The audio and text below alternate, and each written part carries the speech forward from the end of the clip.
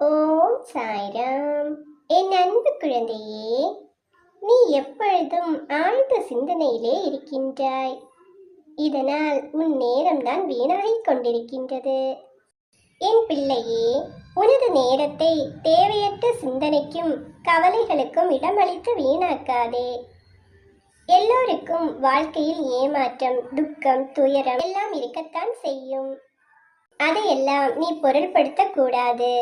சில விஷயங்களை நீ அப்படியே விட்டுவிட்டு அடுத்த நிகழ்வை நோக்கி பயணிப்பதுதான் உனக்கு நல்லது. என் குழந்தையே, உன்னை சுற்றி ஏதாவது பிரச்சனைகள் நடந்து கொண்டேதான் இருக்கின்றன.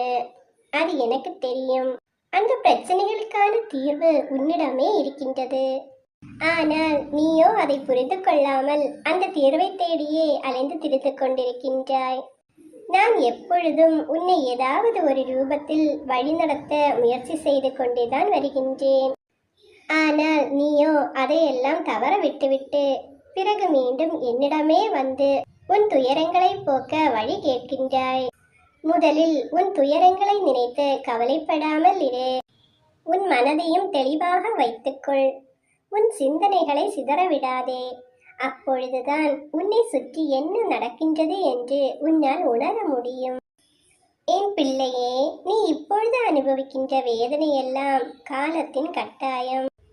ஆனால் அதிலிருந்து உன்னை காக்கவே நான் போராடி கொண்டிருக்கின்றேன். நீ இப்பொழுது அனுபவிக்கும் கர்ம வினைகளின் பெரும் பகுதியை உனக்காக நான் அனுபவித்துக் கொண்டுதான் இருக்கின்றேன். நீ இப்பொழுது அனுபவித்துக் கொண்டிருப்பது அதன் சிறு பகுதியே. நீ எப்பொழுதும் உன்னை விரக்தியிலே வைத்துக் கொண்டிருக்கின்றாய்.